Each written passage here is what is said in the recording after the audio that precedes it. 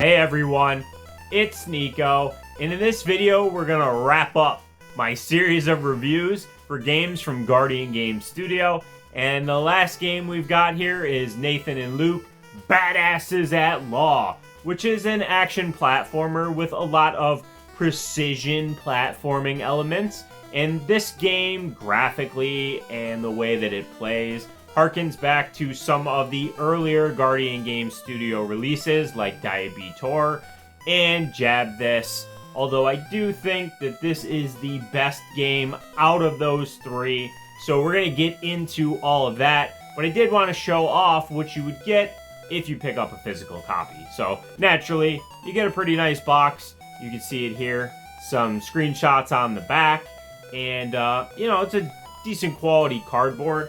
And then, of course, you gotta have a manual. I love manuals. It's unfortunate that to this day we don't get them in modern releases, but what you get here is some additional context, a little blurb about the gameplay, some of the enemies and bosses, you'll get some story bits about the different characters in the game. Pretty thin manual, but pretty cool. And then the coolest thing, though, is the Arrest Me Red game card, which is red. Reminds me of Doom on Super Nintendo, which is one of my absolute favorites on the platform in terms of like game cartridge colors. But yeah, so that's what you get if you buy a physical copy. If you're interested, link below to all of that stuff, as I always do. But without further ado, let's dive into the game. Now, right from the outset, you have your choice between two playable characters. Fundamentally, they play almost exactly the same. There's very minor differences. But if you have a cosmetic preference, then choose the one that suits you.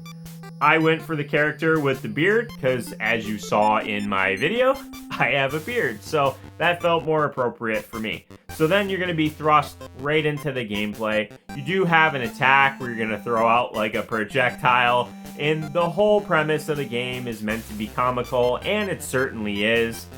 And then as you work your way through, there are a bunch of different enemies that you're gonna have to deal with. There are only like maybe 4 or 5 different enemy types, and then 5 total bosses spread out across the entire game, which the 5 levels each have one of the said bosses at the end of it. The gameplay is definitely more precision than action, so I think you're going to see a lot of that in the gameplay. And one thing that's incredibly important when it comes to precision platformers is the control. And you have absolute pixel perfect control over your character for the entirety of it. If you meet your demise in this, which is likely to happen pretty frequently because the game is on the harder side, it's 100% your fault. Sure, there's some cheap placement at times for the hazards and the enemies and kind of have some of those gotcha deaths, but none of it is really frustrating to the point where I wanted to stop playing.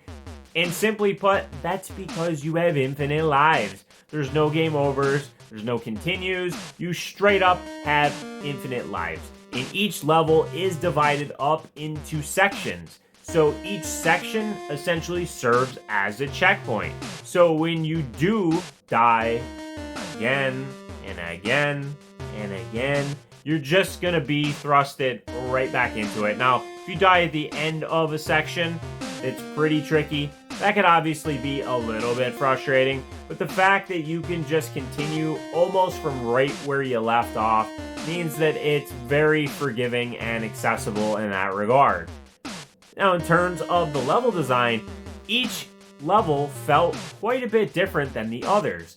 There's new hazards introduced, the environment looks different, the music's different, and I like that about it. Now, this is a fairly short game. You're probably looking at somewhere between like maybe 45 minutes to an hour to play through it. It really depends on player skill, because if it takes you a long time to get through some of the game's tricky sections later on, then it's going to take you longer. Obviously, that's a thing in any game, but I did want to give you a rough range of what to expect.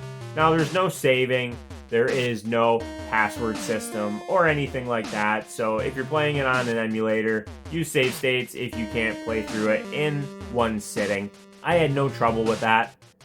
In terms of any issues, there's times where the enemies behave a little bit wonky, and some of the enemy types look the same, but they have different attacks.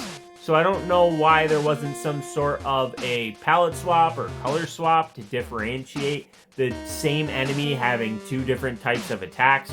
You'll come across this later on in the game, but just overall, like, that's really my only gripe with the game. I didn't run into any crazy bugs or glitches or anything that was super jank. One thing that I haven't mentioned yet, though, that I do really like about the game is that there are these power-up orbs that you can grab, and they're like permanent upgrades. Not, you know, like a power-up that you'll lose when you meet your demise. No, they're permanent upgrades, and they affect the way you can roll. You'll eventually get like a double jump, and that kept the gameplay actually feeling interesting. For the little bit that this game lasted, I really enjoyed it. There's not a whole lot to say about it because it's fairly rudimentary in its design, but I think from the gameplay that I showed off, you could probably see this is a pretty competent precision platformer, and it's one you should absolutely check out. The enemy designs are a little bit bland, and I wish there was at least maybe 2 or 3 more enemy types, or potentially even just color palette swaps, and they have different attacks. The bosses are pretty cool. You'll have to learn their pattern and then dodge them accordingly. Pretty rare that you're going to meet your demise in this from losing your health. Most of the time it's going to be to a hazard or a pit. But that's the hallmark of a precision platformer, right? So, anyways, this was Nathan and Luke, Badasses at Law, and Ethan. I really hope you enjoyed this review. I know it was fairly short, but as you saw, the game is fairly basic. It is a fun one, so links below if you want to pick it up for yourself. And, you know, if you like colored carts like I do, Guardian Game Studio has you covered because they have quite a few of them. I've seen them do a clear cart, blue, red, lot of variety there.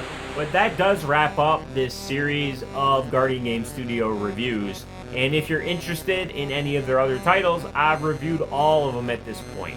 I'm sure there will be some more of their games in the future that you'll see me cover. But either way, hope you enjoyed the video. As always, I appreciate you watching, and I'll see you next time.